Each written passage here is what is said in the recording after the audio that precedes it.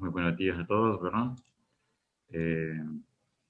Doctor Mendares, colegas. El tema de hoy, ¿verdad? Aorta torácica y grandes vasos, ¿verdad? Como parte del módulo de tórax, que estamos llevando ahorita.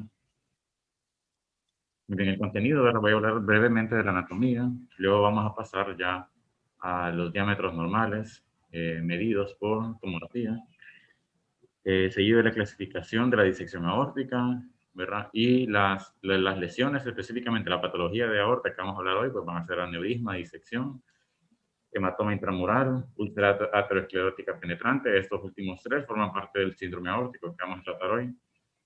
También voy a hablar del seno, aneurisma del seno de Valsalva y algunas variantes anatómicas como el arco aórtico derecho, doble arco aórtico. También voy a hablar un poco del arco bovino, arteria subclavia aberrante y la arteritis de Tacca y eso. Muy bien, con la anatomía, ¿verdad? Tenemos, ¿verdad? La aorta. Entonces, la aorta se podría decir que es una continuación de la cámara cardíaca izquierda. ¿Verdad? Su primera porción es la raíz aórtica. La raíz aórtica es la primera parte de la aorta y es la que conecta el corazón con la circulación sistémica. Muy bien. Bueno, el láser, ¿verdad? Se encuentra entre la unión de la válvula aórtica y la aorta ascendente, ¿verdad? Tiene varias subpartes, por así decirlo. Tenemos desde lo más inferior a lo más superior, ¿verdad? Bueno, tiene tres válvulas de la válvula aórtica, posee tres senos de Valsalva y tres trígonos, ¿verdad? Los trígonos es el espacio entre las cúspides y el anillo anular, el annulus, perdón. Y luego tenemos la unión sinotubular, que es la que divide la raíz aórtica de la aorta ascendente.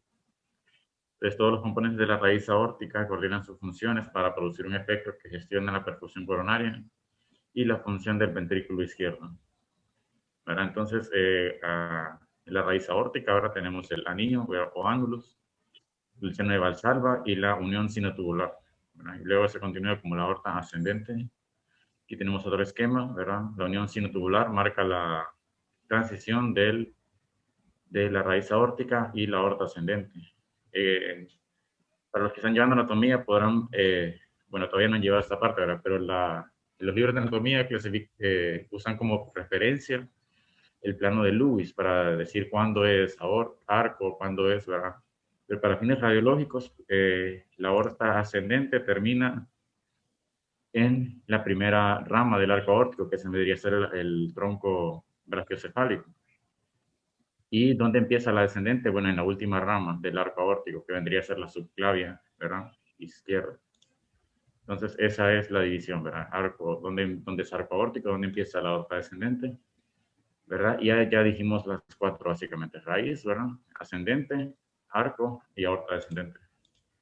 Ahora vamos a hablar un poquito más a detalle de cada una. La raíz, como les decía, se compone de tres: el anillo aórtico o annulus, ¿verdad?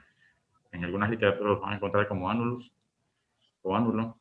El seno de Valsalva, son tres, de donde surgen las arterias coronarias, y la unión sinotubular, que eh, marca la transición de la raíz aórtica a la aorta ascendente.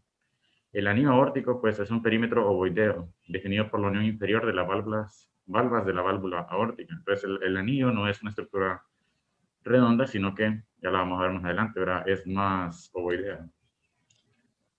La importancia de los senos de Valsalva, pues, es que de aquí surgen las arterias coronarias. Tenemos tres senos, ¿verdad? Estos también se les conoce como cúspide. Tenemos la cúspide coronaria derecha, de donde sale la arteria coronaria derecha, la cúspide izquierda, y una cúspide que no origina ninguna arteria coronaria, ¿verdad? Y esta es la cúspide no coronaria, se le conoce, ¿verdad? Y tenemos una tomografía, ¿verdad?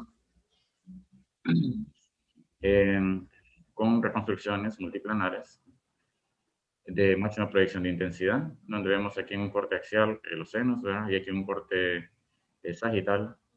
Bueno, en realidad es sagital oblicuo, ¿verdad? Siempre un poquito oblicuo acá. Vemos la unión sinotubular marcada por las flechas negras y la flecha blanca representa la porción más inferior de las válvulas, ¿verdad? La vendría a corresponder al anillo aórtico. Entonces, el anillo aórtico, ¿verdad? Es una estructura ovoidea, ¿verdad? No es una estructura redonda.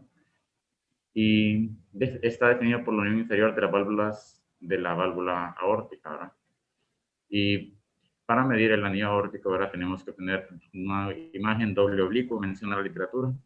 Entonces, primero con la herramienta oblicua de la estación, ¿verdad? Eh,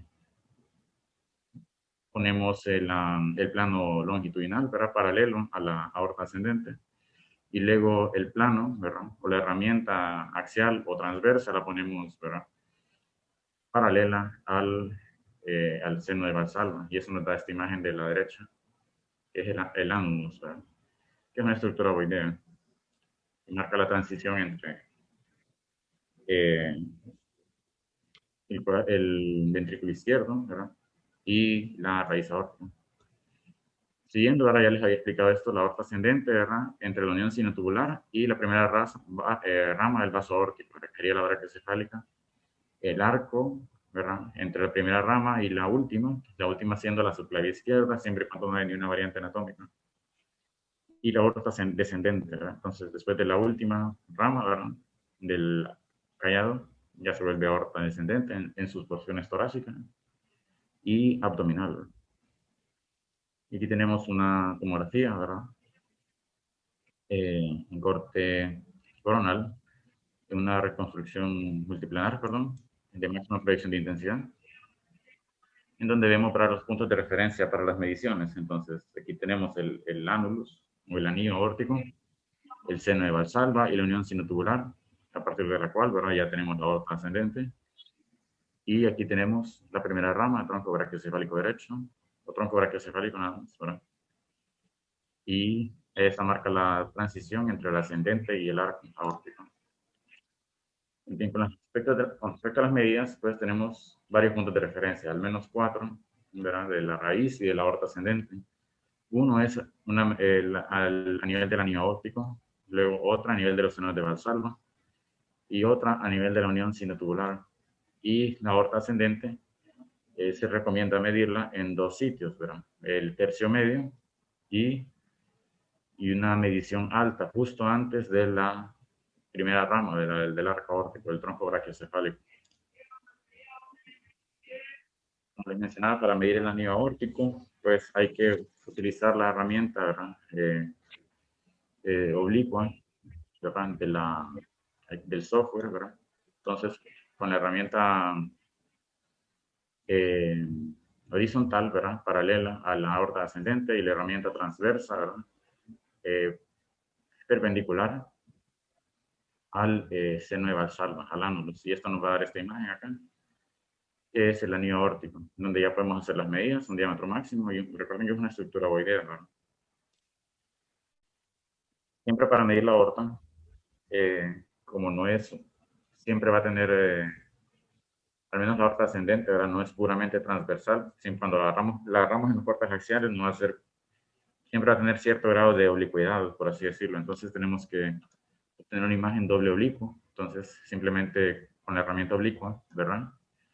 La primera línea paralela a la aorta ascendente y la siguiente línea nuevamente paralela a la aorta ascendente. Eso nos daría una imagen puramente en el eje, siguiendo el eje de la aorta ascendente, y eso nos permite obtener una medición más precisa. Y ahí es donde tenemos el diámetro máximo, ¿verdad? De ese vaso, ¿verdad? Porque no va a ser una estructura puramente circular, ¿verdad? Entonces tenemos que obtener varios diámetros y sacar el máximo de esos, ¿verdad? Y una vez tengamos las medidas, pues ya una vez hayamos discutido la técnica de medición, ya podemos hablar de los diámetros máximos. Entonces, cada segmento tiene su diámetro máximo y su criterio para decir que es un aneurisma. Entonces, todo lo que está entre el diámetro máximo y el diámetro, por así decirlo, ya de aneurisma, ¿verdad? Lo vamos a llamar un segmento dilatado o ectático, menciona la literatura. Entonces, para la aorta ascendente es 4, para la descendente es 3, para la abdominal es 2. Más de esto no significa que sea un aneurisma, sino que está dilatada. Ya cuando sobrepasan 5, 4 y 3 respectivamente para la ascendente, descendente y abdominal, ya podemos hablar de aneurisma. En general hay una fórmula, ¿verdad? Y esto aplica para todas las arterias del cuerpo, la gran mayoría, y es que un aneurisma se define como una dilatación o un aumento del diámetro mayor del 1.5 de lo normal, es decir, que tiene que aumentar más del 150%. Entonces, si hay dudas, pues siempre podemos medir el segmento proximal, entre comillas, sano, ¿verdad? Y luego medimos el diámetro mayor, ¿verdad?, de la dilatación. Si es más del 150% del proximal, pues esto ya es aneurisma. Entonces siempre tendrá a la mano estos diámetros, estas medidas. En el caso del seno de Valsalva y la unión sinotubular, pues también tienen sus diámetros, para sus límites superiores. Estos se han dividido entre hombres. Hay un diámetro para hombres y uno para mujeres. Pero en el caso del seno de Valsalva, hasta 40 milímetros y hasta 36 milímetros en mujeres. Y la unión sinotubular, pues hasta 36 en hombres y 32 en mujeres. Siempre recuerda, como lo habíamos discutido antes, para obtener una imagen transversa, ¿verdad? Entonces, utilizar la herramienta multioblicua para obtener una imagen puramente transversa. Muy bien. Eso con respecto a las medidas, ¿verdad? Ya definimos cuándo es dilatación, cuándo es aneurisma y cómo se deben de medir, ¿verdad? Los distintos segmentos, ¿verdad? El que más dificultad nos puede dar, ¿verdad?, es el de los de la raíz aórtica, que son los que más cuidado ocupan. Ya los segmentos del ascendente, la siguiente más difícil sería la ascendente, luego la descendente, pues ya es un poco más fácil la medición. Ahora, con las patologías, pues, de lo que vamos a hablar hoy, pues, aneurisma, disección aórtica, hematoma intramural, placa. Estas tres forman el síndrome aórtico y también la ruptura, ¿verdad? Que de la ruptura voy a hablar en cada una de estas, ¿verdad? Porque cada una de estas tres, incluso el aneurisma también, ¿verdad?, puede sufrir ruptura. Entonces, ¿qué es un aneurisma? Entonces, un aneurisma es una dilatación focal anormal de un vaso sanguíneo. No necesariamente tiene que ser arterial. También hay aneurismas venosos, pero son sumamente raros. Como les decía, suele ocurrir en las arterias, los aneurismas. También pueden ocurrir en el corazón. La dilatación aneurismática puede afectar cualquier parte de la aorta torácica, pero hay frecuencias relativas. Entonces, la que más se va a afectar, esto con respecto a la torácica, porque en general, ¿verdad?, el abdominal es la que más sufre aneurismas, pero con respecto a la torácica, la raíz y la raíz junto con la aorta ascendente forman la mayor parte de los aneurismas, ¿verdad?, hasta el 60%. Ya la descendente un 40%, el arco aórtico un 10%. Y también recordar los distintos tipos de aneurisma, eso es según su morfología, ¿verdad? Primero, si son verdaderos o falsos. Entonces, un aneurisma verdadero incluye todas las capas, ¿verdad?, de la aorta, ¿verdad?, la íntima, la media y la adventicia. Un pseudoaneurisma, pues, no es ninguna capa, de hecho, ¿verdad? Es una ruptura, una solución de continuidad en la pared con escape de la sangre, ¿verdad?, y creación de un espacio, ¿verdad?, o llenado de un espacio virtual que ya existía antes, ¿verdad? Y esto nos forma un pseudoaneurisma, ¿verdad?, que en realidad no tiene una pared, ¿verdad?, sino que el mismo coágulo o los mismos tejidos que diseca el pseudoaneurisma nos forman esa cavidad, ¿no?, por así decirlo. Y morfológicamente, pues tenemos los fusiformes y los seculares. Fusiforme, de acuerdo al músculo, tienen forma como de músculo. Y el secular, pues, es secular. Con respecto a la etiología, la gran mayoría de los aneurismas van a ser de origen aterosclerótico, ¿verdad? Las múltiples placas de ateromatosas, toda esa inflamación crónica, la calcificación, ¿verdad?, la ulceración de estas placas, todo eso contribuye y crea un efecto, ¿verdad?, sumatorio que debilita la pared, debilita las fibras de colágeno, ¿verdad?, todo, y eso nos crea el aneurisma, ¿verdad? Principal etiología aterosclerótico. De hecho, lo podemos dividir en aterosclerótico y no aterosclerótico. Los no ateroscleróticos, pues, puede ser congénito, puede ser secundario hipertensión. Generalmente la hipertensión se combina con la etiología aterosclerótica. Entonces, también tenemos la vasculitis, ¿verdad? Todo lo que dañe la pared, todo lo que produzca una debilidad de cualquiera de las tres capas o las tres capas conjuntas, ¿verdad?, nos va a predisponer a una dilatación, ¿verdad?, y seguido de eso, un aneurisma. El trauma también forma parte de la etiología. Como les mencionaba, morfológicamente podemos clasificarlo en dos, seculares y fusiformes, ¿verdad? El secular, pues, es excéntrico, y ocupa, esto es lo que define, el sacular lo define porque solo involucra una porción de la circunferencia de la pared del vaso, en cambio la de fusiforme involucra toda la circunferencia. Como estamos hablando de aneurisma, ¿verdad? Recordemos los tamaños, siempre tener en mente los tamaños, ¿verdad? Los criterios, ¿verdad? Diámetros máximos y los criterios de aneurisma, que son distintos, solo que esté entre estos dos lo vamos a llamar dilatación o un segmento hecático. Hay ángulos lógicos, pues son bien directos, pero entonces una dilatación, ¿verdad? La cual puede ser fusiforme o sacular, en este caso, como estamos hablando de aorta, de cualquier segmento de la aorta torácica, ¿verdad? Normalmente aparecen como dilataciones de la luz, ¿verdad? Las paredes pueden ser delgadas o engrosadas, ¿verdad? Por la presencia de un trombo mural. ¿Verdad? Toda esta dilatación genera turbulencia y predispone a la formación de trombos murales, ¿verdad? Dentro de la luz, además de que generalmente se combinan, ¿verdad? O se acompañan de placas, ¿verdad? Ulceradas, ¿verdad? Etcétera. Eh, la enfermedad aterosclerótica calcificada a menudo se identifica no solo en la pared del aneurisma, sino también en las arterias adyacentes. Y aquí tenemos varios ejemplos de tomografía, ¿verdad? Está en un corte axial, contrastadas todas, ¿verdad? Aquí tenemos un corte sagital, vemos una dilatación prominente, ¿verdad? Ya con criterio de aneurisma, de la porción ascendente de la aorta en este caso. Entonces, ya discutimos, ¿verdad? Cómo ubicarla anatómicamente, cómo se define cada segmento, cómo se realizan las mediciones, pues ya podemos hablar un poco de qué debemos de informar o qué debemos de medir. Pues, entonces, número uno, pues el tamaño y la forma. Tenemos que medir las dimensiones del saco, de superficie exterior a superficie exterior, ¿verdad? Desde la ventilla adventicia hasta la adventicia, diámetro máximo, y también medir el diámetro luminal, ¿verdad? Esto porque muchas veces vamos a tener un trombo mural, ¿verdad? O vamos a tener una disección, ¿verdad? La longitud, cuánto se extiende ese segmento, ¿verdad? Aneurismático, si es fusiforme o sacular, ¿verdad? El tamaño del vaso proximal y distal al aneurisma, ¿verdad? El tamaño del vaso, entre comillas, sano, distal y proximal al aneurisma.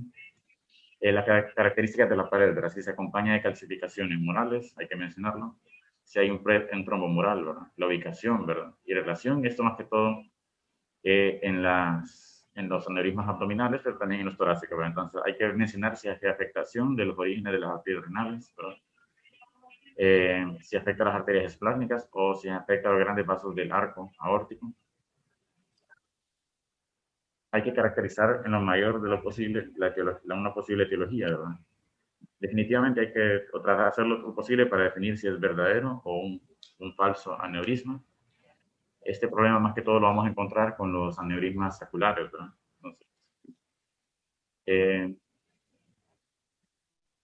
hay que definir si hay complicaciones, ¿verdad? Como fuga, ruptura, proximidad al intestino o presencia de fístulas. Y hay que hablar un poco de los vasos de acceso para reparación endovascular. Entonces, muchos de estos aneurismas pueden ser reparados de forma endovascular. Esto requiere funciones, ¿verdad? De la arteria femoral de manera bilateral, entonces siempre hay que tener diámetros, ¿verdad? Porque ocupan diámetros de 6 milímetros o más para realizar este procedimiento endovascular. Y aquí tenemos un ejemplo, ¿verdad? De un aneurisma de la aorta ascendente. Este es un caso del Hospital del Tórax, un paciente de 60 años con una dilatación fusiforme de la aorta ascendente. Observen los diámetros que eran mayores de 4, ya con criterios de aneurisma para la ascendente. Bien, ahora pasamos al síndrome aórtico agudo, ¿verdad? Eh, eh, son tres, ¿verdad? Comprende tres: la disección de la aorta, aórtica clásica, el hematoma intramural, esta es la disección, el hematoma intramural y la úlcera aterosclerótica penetrante. Clínicamente estas condiciones son indistinguibles, ¿verdad? No hay forma de diferenciarlas clínicamente una de la otra. Son entidades distintas, ¿verdad? Pero estrechamente relacionadas, ¿verdad? Ya que el tratamiento y su clasificación incluso son idénticas. El objetivo principal de radiología de nosotros no es solo detectar qué entidad está causando el problema clínico, sino lo más importante, ¿verdad? Es la clasificación, ¿verdad? Y dentro de todas las clasificaciones, lo más importante es definir si es tipo A o tipo B, Y pues la modalidad de imagen de elección, ¿verdad? Más precisa, la angiosomografía de aorta, ¿verdad? Que no solo nos va a dar el diagnóstico, sino que la diferenciación y la estadificación, ¿verdad? Entonces hay que hablar un poco también del protocolo de imagen, ¿verdad?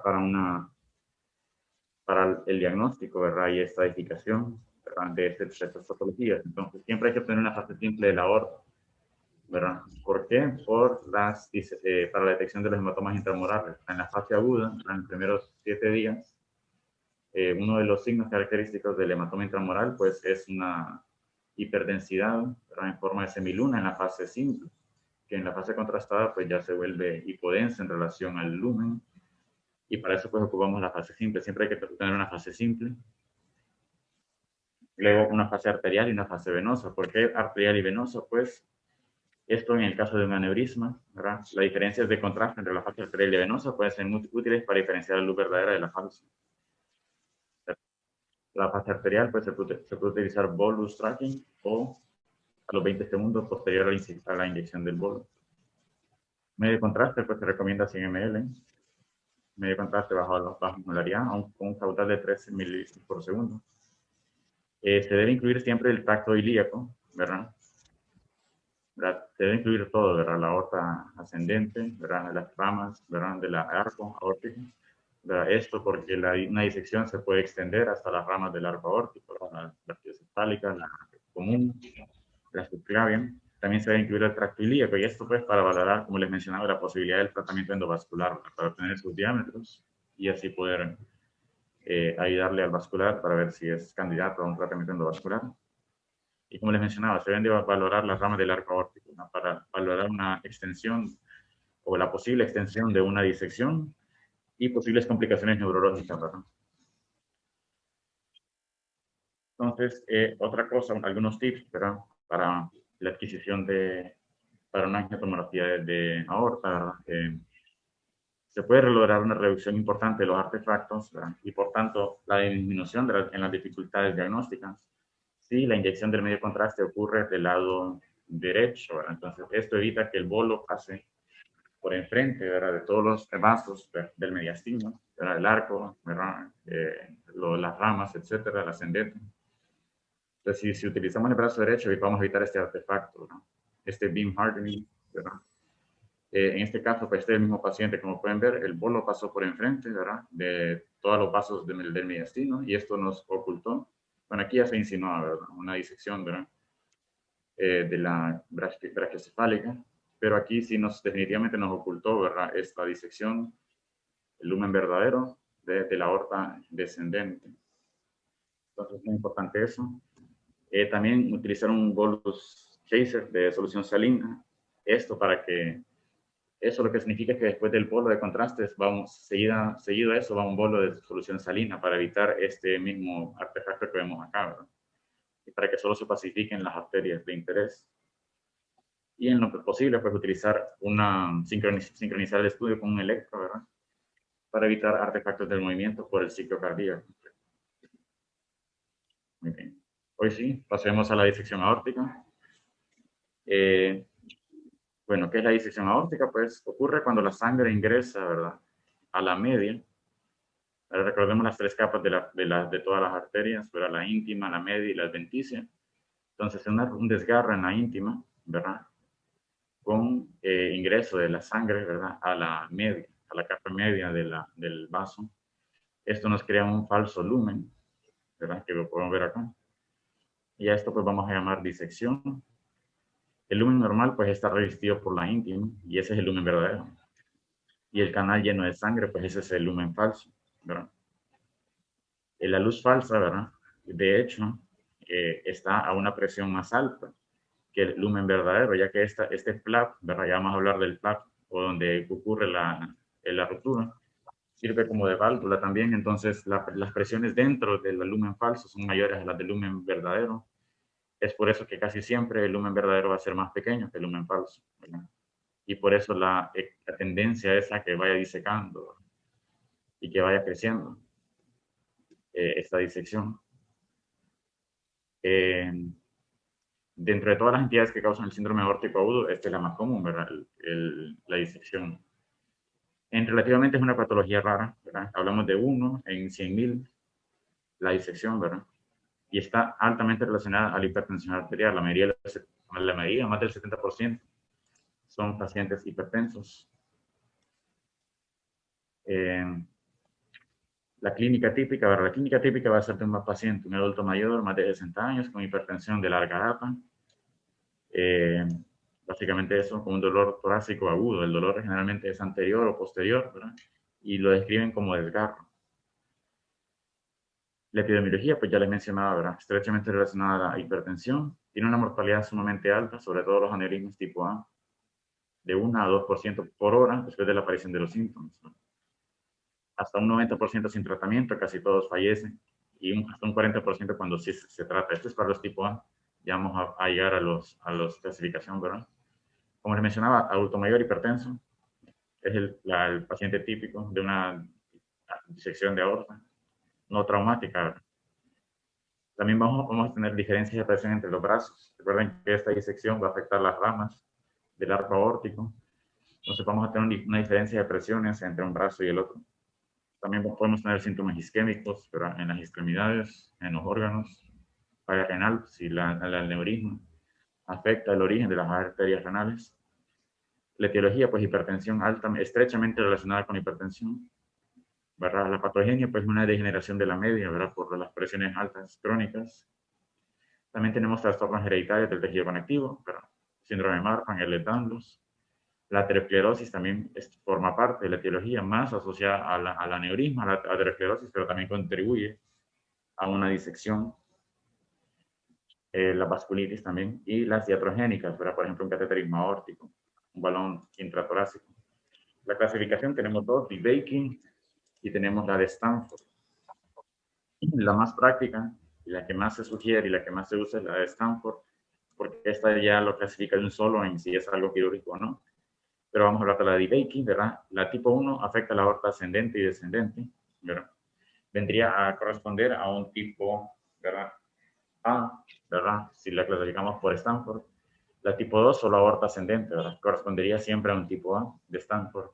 Y la 3, ¿verdad? Solo la aorta descendente, comenzando después del origen de la arteria subclavia izquierda. Entonces, recordemos, ¿verdad? En anatomía, ¿verdad?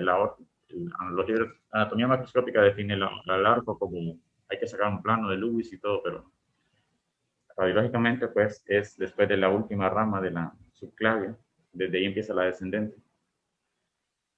Y, ¿verdad? La de Stanford, ¿verdad? Esta ya se relaciona más con el tratamiento, ¿verdad? Los tipo A y tipo B, solo son dos, ¿verdad? Nos permite tomar decisiones más rápidas.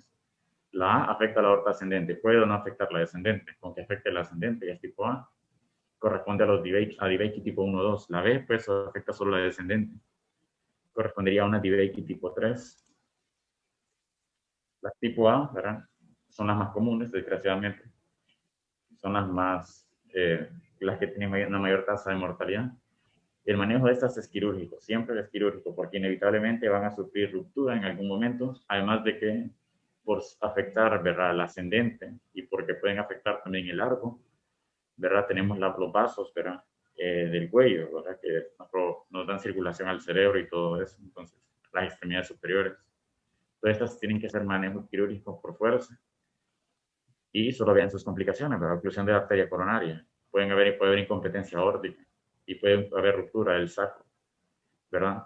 Aneurismático hacia el pericardio. Entonces, pues es catastrófica. La tipo A es así, es la más mortal, ¿verdad? La que tenemos que identificar, ¿verdad? Y clasificar correctamente. La tipo B, pues esta ya el manejo es médico, puede ser médico, ¿verdad? 40%, comienzan a instalar la arteria subclavia izquierda. Aquí tenemos un ejemplo, ¿verdad? Vean aquí el lumen verdadero y el lumen falso. Ya vamos a hablar ahorita de los signos, ¿verdad? De una disección. Vean aquí cómo hacen como una espiral, ¿verdad? Es el lumen verdadero. Y hoy sí, pues ya hablamos de la clasificación, los hallazgos tomográficos, pues, entonces, aquí tenemos un ejemplo de una disección. Entonces, la flecha verde aquí nos indica la entrada, ¿verdad? La entrada del lumen verdadero al lumen falso. ¿Verdad? Ahí ocurrió el desgarro, ¿verdad? Intimal. Este correspondería al intimal flap. Y observen, ¿verdad?, que este falso lumen, ¿verdad? Y esta es una característica de la disección que nos permite diferenciar una disección trombosada de una hematoma intramural, y es que va haciendo, el trayecto es espiral, ¿verdad? Entonces vean aquí, vamos bajando y va haciendo, va en espiral, ¿verdad? Entonces el lumen como van bailando, por así decirlo, el lumen verdadero, el lumen falso. Entonces, esto es lo característico de una disección, ¿verdad? El colgajo de la íntima o el intimal flap se ven hasta un 70% de los casos. Cuando hay dos lúmenes, estos giran en espiral alrededor de la aorta, ¿verdad? Como pueden ver acá. Eh, otra, muchas veces, no siempre va a ser tan obvio, a veces va a ser difícil diferenciar el lumen verdadero del falso. Recuerden que el verdadero casi siempre es más pequeño que el falso. Las calcificaciones son una pista también, entonces las calcificaciones siempre van a estar rodeando al lumen verdadero. Recuerden que las calcificaciones ocurren a nivel de la íntima. Entonces, cuando hay un aumento del espacio de la media por la presencia de sangre, ¿verdad?, esto desplaza las calcificaciones. Entonces, las que si está rodeando, lo que estén rodeando las calcificaciones, ese es el lumen, ¿verdad?, verdadero, ¿verdad? Entonces, el lumen verdadero rodeado de calcificaciones, más pequeño que el lumen falso. En cambio, el lumen falso tiene un flujo, puede tener flujo, ¿verdad?, o puede estar ocluido, ¿verdad?, por un trombo. Pueden haber cuñas alrededor del lumen verdadero. El lumen falso puede tener colgajos también, ¿verdad?, por trombos, ¿verdad? El lumen falso va a tener una configuración circular, ¿verdad? Siempre va a tener un abombamiento o va a ser cóncavo con respecto al verdadero. Esto porque recuerden que manejan presiones más altas, ¿verdad? Y rodea la luz del paso de la luz verdadera. Esto en el caso de las disecciones tipo A. Aquí tenemos un ejemplo de una disección aórtica tipo B, ¿verdad?, distal a la origen de la arteria subclavia izquierda. Vemos aquí una gran luz falsa. Entonces, la luz falsa generalmente va a tener una atenuación menor que la luz verdadera, va a ser más grande, y las calcificaciones van a acompañar a la luz verdadera. En este caso vemos que también ya está, hay formación de un trombo dentro de esa luz falsa. Tenemos un ejemplo de una disección tipo A, en donde el lumen verdadero está rodeado por el lumen falso. Si una de las luces está rodeada por otra, ¿verdad?, invariablemente la que rodea a la otra luz, el lumen, es el falso. Y aquí tenemos una disección tipo A. Vean aquí el intimal flap visible hasta el 70%, ¿verdad? Y fue donde ocurrió la ruptura, y este es el lumen falso que ya está sufriendo trombosis. Vean cómo rodea al lumen verdadero. Las complicaciones, pues, rupturan. Entonces, la disección puede conllevar a una ruptura, ¿verdad? Y en el caso de los tipo A, pues, pueden romperse hacia el pericardio, ¿verdad?, y causar un taponamiento. Entonces, por eso los tipo A son más, el manejo tiene que ser quirúrgico.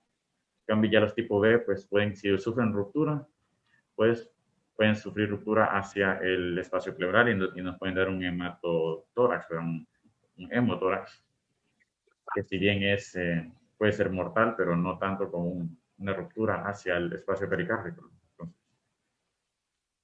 también puede haber una ruptura hacia el mediastino, no necesariamente el pericardio. Puede haber formación de fístula. La ruptura, ¿verdad?, puede ocurrir a cualquier nivel, puede haber una fístula a cualquier estructura, ¿verdad?, esofágica, ¿verdad?, de la tráquea, incluso de la arteria pulmonar, ¿verdad? Se ha descrito fístulas, ¿verdad?, aortopulmonares por ruptura de aneurisma. Y el primer principal diagnóstico diferencial, ¿verdad?, va a ser de un aneurisma con trombo versus una disección trombosada. Entonces, un aneurisma, y esto es muy común, ¿verdad?, lo van a ver, los aneurismas suelen formar trombos intramurales, perdón, trombos murales dentro de la luz. Entonces, generalmente son irregulares estos trombos, pero pueden tener una forma de semiluno como esta, ¿verdad?, y ponernos en duda. Entonces, la clave ahí son las calcificaciones. Recuerden que en la disección, ¿verdad?, las calcificaciones van a estar desplazadas hacia el lumen verdadero. Aquí, como pueden ver, las calcificaciones son periféricas, entonces todo esto, pues, es intraluminal. Esto es un trombo, ¿verdad?, mural. No es una disección trombosada, tampoco es un hematoma intramural, ¿verdad?, por el mismo hecho de las calcificaciones. ¿Qué debemos reportar? Pues, número uno, lo más importante es si es tipo A o tipo B. Eso es lo que va a desencadenar o repercutir en el manejo del paciente. También hay que definir el lugar de entrada y reingreso, las ramas laterales involucradas, ¿verdad?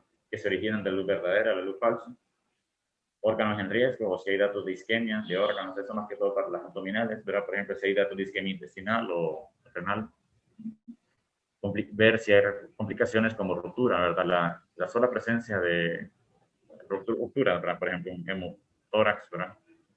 Una ruptura hacia pericardio, si hay oclusión coronaria, ¿verdad? También los diámetros de la luz verdadera y falsa, ¿no? En las zonas de apoyo proximal y distal, ¿verdad? Hay que medir, bueno, entonces si tenemos que medir ahí la luz verdadera y falsa en el segmento proximal y distal, en las zonas de apoyo, ¿verdad? En la entrada, a nivel del intimal flap y el diámetro mínimo de toda la luz verdadera y falsa, en toda en la disección. Y hay que reportar si hay tortuosidad de los vasos ilíacos y el diámetro de las arterias femorales, por si el tratamiento puede ser endovascular.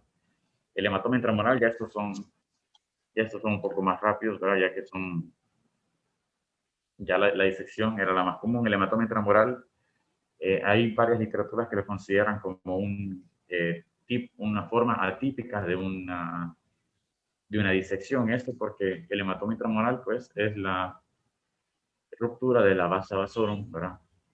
Localizada en la capa media, con acumulación de coágulos, ¿verdad? Con formación de hematoma. Todo esto sin disrupción de la íntima, ¿verdad? Sin una ruptura intimal, ¿verdad? Eh, Similar a lo que ocurre en un aneurisma, en una disección, solo que no hay ruptura de la íntima, ¿verdad? Y esta semejanza, ¿verdad? Se refleja en el tratamiento. El tratamiento es casi idéntico y la clasificación es, para fines prácticos, idéntica a la de la disección, ¿verdad? Tipo A, tipo B, ¿verdad? Si afecta a la ascendente o a la descendente. Entonces, es una hemorragia en la pared de la vasa vasorum. Eh, Estas generalmente no van a tener los síntomas tan floridos de la disección, ¿verdad? No va a haber déficit de pulso, ¿verdad? El hematoma intramural es más contenido. Puede ser difícil distinguirlo de una disección aórtica trombosada. Puede preceder, perdón, a una disección aórtica, ¿verdad? Generalmente pasa por alto, ¿verdad? Bueno, debido a que los síntomas son más inespecíficos y no son tan obvios como una disección. Y como les mencionaba, de manera similar a las disecciones, ¿verdad? Se clasifican de manera igual, ¿verdad? Tipo A, tipo B. El manejo es casi igual, ¿verdad? Y la epidemiología y la clínica es similar a la de la disección. De hecho, la teoría, ya cuando hable de la úlcera penetrante, voy a hablar de la teoría de que se supone que todas están relacionadas, ¿verdad? Que todo comienza con una úlcera crónica, una úlcera periférica penetrante que nos origina, ¿verdad? La disección. Hallazgos radiológicos, bueno, estos son los hallazgos típicos, ¿verdad? Y estos pues tienen que ser en el contexto de un paciente con una enfermedad aguda. Solo lo vamos a ver en los primeros 7 días. Ahí es el hallazgo más típico que escriben los libros, ¿verdad? Es una área de mayor densidad, de mayor atenuación en forma de semiluna en la fase contrastada, en comparación al lumen, ¿verdad? A la sangre. Vean aquí, mayor densidad, mayor atenuación en comparación al lumen. Ojo, hay que usar ventanas, ¿verdad? Muy estrechas para poder ver esta, porque puede pasar desapercibido. Ya en la fase contrastada, obviamente, ya se vuelve más hipodensa en relación al lumen por la presencia del medio contraste. Vean, la superficie es lisa y tiene forma de semiluna. Esto es un hematoma, ¿verdad? Intramural, la apariencia típica. Si hay duda, pues las calcificaciones nos ayudan a diferenciarlo de un hematoma mural. Recuerden que el hematoma mural, ¿verdad? Va a ser más irregular, ¿verdad? Y las calcificaciones van a ser periféricas. En cambio, en el hematoma intramural, las calcificaciones están desplazadas hacia el lumen. Todo esto depende del tiempo de evolución. Si la agarramos en la primera semana, vamos a ver esto. Si no la agarramos en la primera semana, pues básicamente tenemos que depender de las calcificaciones para diferenciarlo de un hematoma mural. Aquí tenemos otros hallazgos tomográficos, vean, ¿verdad? Hiperdenso, forma de luna creciente en la simple, ¿verdad? Hipodenso, siempre con forma de semiluna en la contrastada. Y las calcificaciones, ven, se desplazan o siguen al lumen, ¿verdad? Verdadero. más visible en la axial, pero también en la sagital, en la coronal, perdón, la podemos observar. Vean las calcificaciones desplazadas hacia el lumen. Esto es un hematoma intramural y no es un hematoma, un trombo mural, ¿verdad? Aquí tenemos otros ejemplos, ¿verdad? ¿Verdad? Hiperdensidad que rodea, ¿verdad?, a la luz, ¿verdad?, de la aorta, del callado de la aorta, el cual es de mayor atenuación con respecto a la luz, y las placas, ¿verdad?, están desplazadas hacia la luz. Diagnósticos diferenciales, ¿verdad? Principalmente tenemos que diferenciarlo de un trombo mural, ¿verdad? Recuerden, el trombo mural va a ser irregular y no desplaza calcificaciones. Vean, las calcificaciones son periféricas, ¿verdad? Y esto pues es simplemente un trombo mural y no tiene una forma de semiluna tan lisa, tan perfecta, ¿verdad?, como el hematoma mural, intramural, perdón. Otro diagnóstico diferencial pues es un engrosamiento de la pared. Tenemos un engrosamiento de la pared de la, bueno, no de la pared, es del tejido circundante, del retroperitoneal. Este es el caso de una fibrosis retroperitoneal, para que nos pueda dar esta apariencia. Que reportar nuevamente, igualito que la disección, si es tipo A o tipo B, y los predictores de mortalidad, si afecta la aorta ascendente y sobre todo si tiene una longitud más de 5 centímetros, el espesor más de 2 centímetros del hematoma se asocia a un pronóstico malo.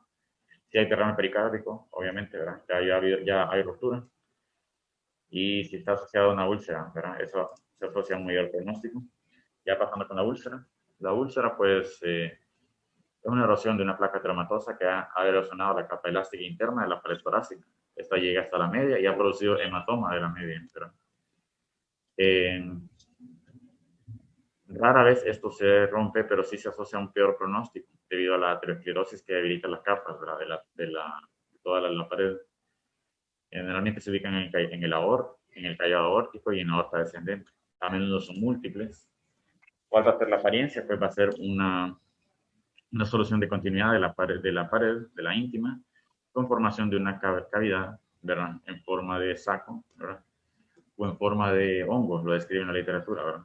Pero un saco lleno de contraste de la pared de la aorta o hacia la pared aórtica engrosada, en ausencia de un colgajo, ¿verdad? Y esto nos permite diferenciarlo de una disección, ¿verdad?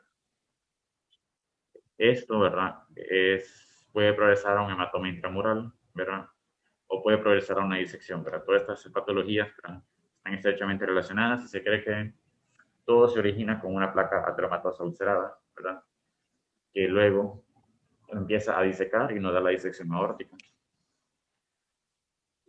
Complicaciones, pues todas esas patologías están estrechamente relacionadas, ¿verdad? Van a tener las mismas complicaciones, las cuales van a ser ruptura, ¿verdad?, o infarto. En el caso de la placa ulcerada, pues la complicación pues, sería la formación de un hematoma intramural. Vean acá, ¿verdad? Aquí, lo que en un momento fue una placa ulcerada penetrante, perdón, se convirtió en un hematoma intramural. Vean nuevamente, las calcificaciones se desplazan hacia la luz. Esto nos dice que estamos ante, esto nos sugiere, ¿verdad?, que estamos ante un hematoma intramural y no ante un trombo mural. ¿Qué reportar, pues, si son tipo A o tipo B? Recuerden, todo eso está estrechamente relacionado, ¿no? Si son únicos o múltiples o si están asociados a un hematoma intramural. ¿Verdad? Las placas ulceradas penetrantes, placas ateromatosas penetrantes ulceradas, pues son más complicadas, ¿verdad?, ya que suelen ser múltiples y es difícil atribuir los síntomas del paciente a esas placas ulceradas, ¿verdad?, ya que no son, los síntomas no son tan floridos, ¿verdad? Muy bien, ya evacuamos, ¿verdad?, el síndrome aórtico, ¿verdad? Ya corresponde a 3, para la disección, la placa, el hematoma intramural. Ahora vamos a pasar al aneurisma del seno de Valsalva. Este pues se refiere a la dilatación anormal del seno de Valsalva y es una causa de dilatación de la aorta torácica. Los aneurismas del seno surgen de uno de los senos aórticos. Recordemos que son tres, ¿verdad?, senos aórticos, uno del cual se origina la arteria coronaria derecha, la izquierda, y uno que no está ninguna arteria coronaria. Esos pueden ser congénitos o adquiridos. Recordemos la anatomía del seno de Valsalva. ¿Verdad? Lo vamos a encontrar entre el anillo fibroso y entre la unión sinotubular, ¿verdad? Tres senos, ¿verdad? Uno derecho, uno izquierdo y uno que no origina ninguna arteria coronaria. Eh, bueno, pueden ser congénitos adquiridos. Existe una predilección masculina, ¿verdad? La relación hombres-mujeres es de 3 a 4. Son relativamente más comunes en la población oriental, en asiáticos. Pueden ser asintomáticos.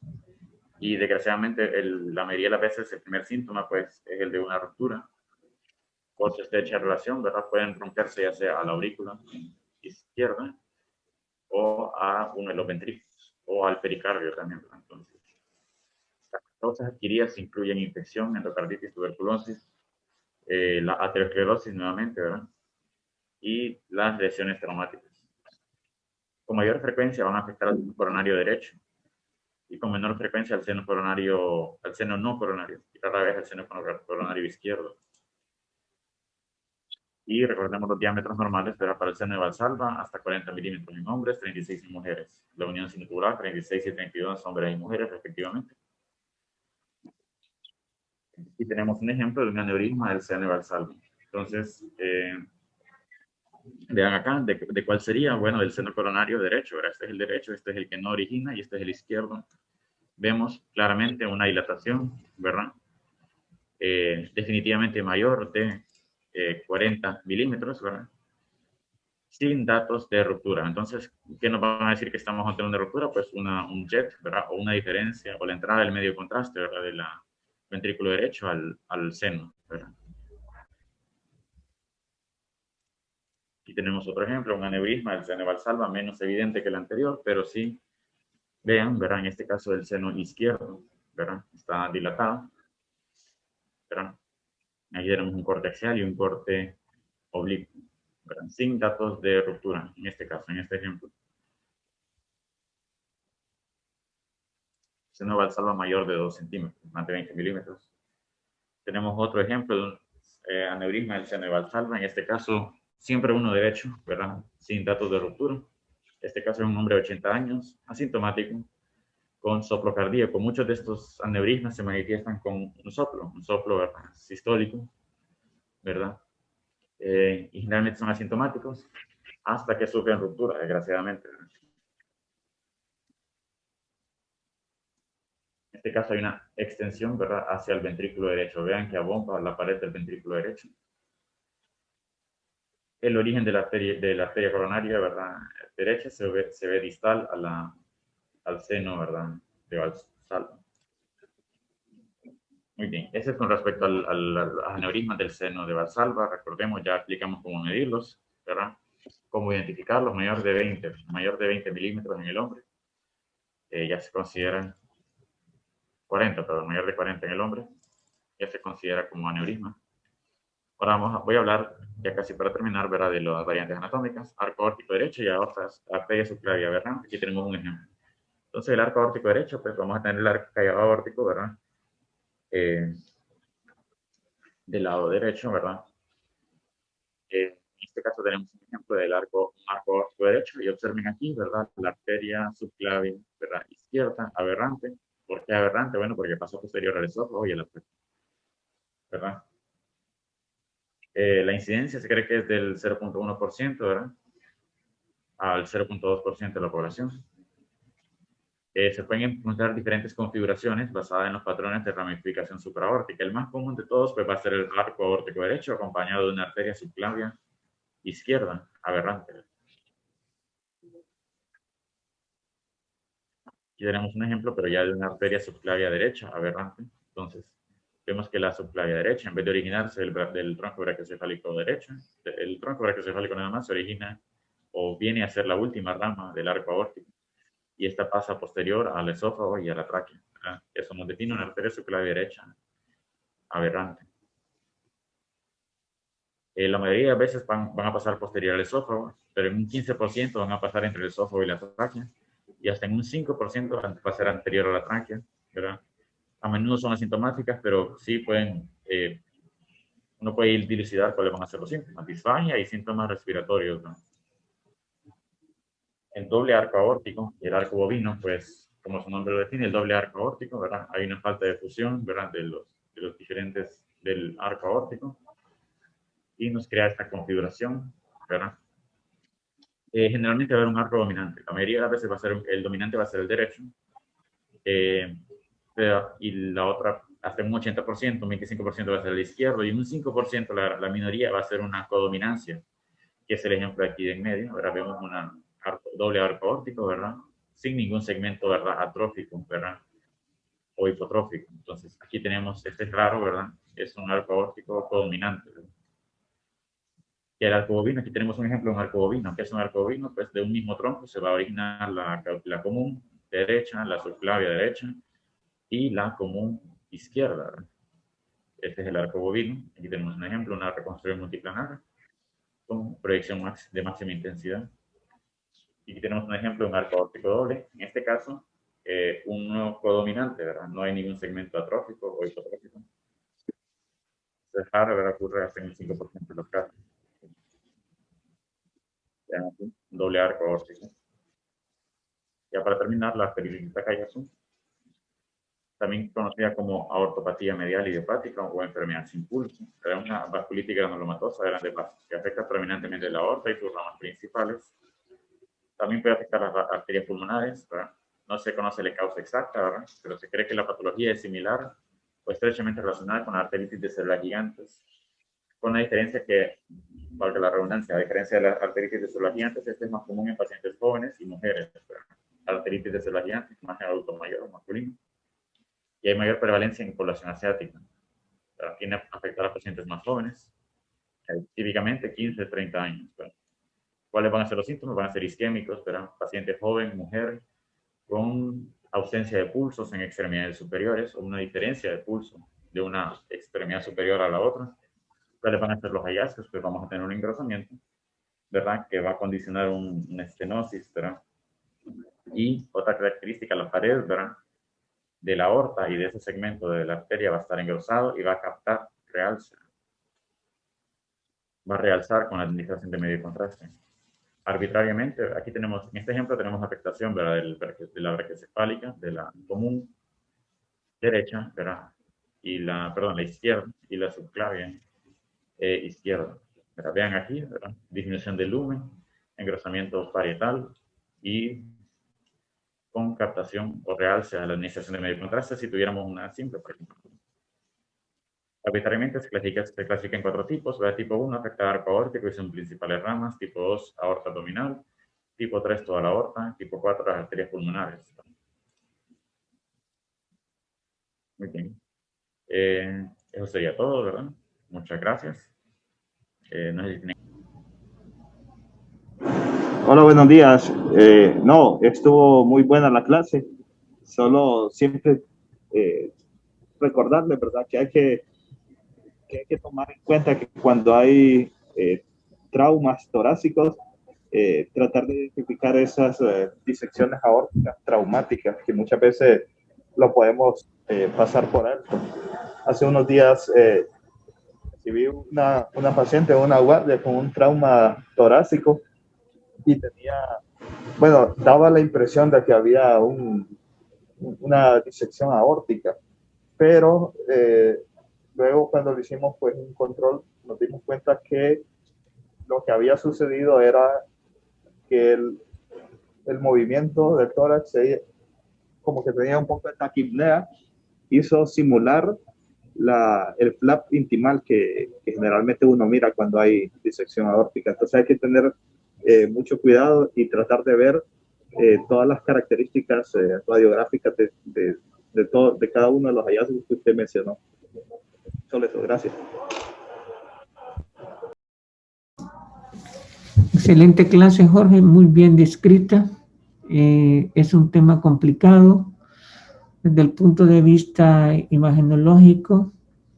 Hay que diferenciar adecuadamente las estructuras para clasificarlo, porque se puede confundir un trombo mural con una disección aórtica. No es fácil, pero recordar lo que usted habló, siempre hay que evaluar la fase simple. Nunca irse a una fase arterial solo, sino que esa fase simple nos da orientación de una probable extensión, localización, etc. Y que la fase contrastada, pues hay que darles un tiempo suficiente para hacer fase venosa porque a veces la luz verdadera y la luz falsa se pueden parecer mucho y la atenuación aparece justamente en el momento de la fase venosa. Por lo demás, lo felicito, una muy buena clase. Si no hay más preguntas o comentarios, daríamos por terminada la clase del día.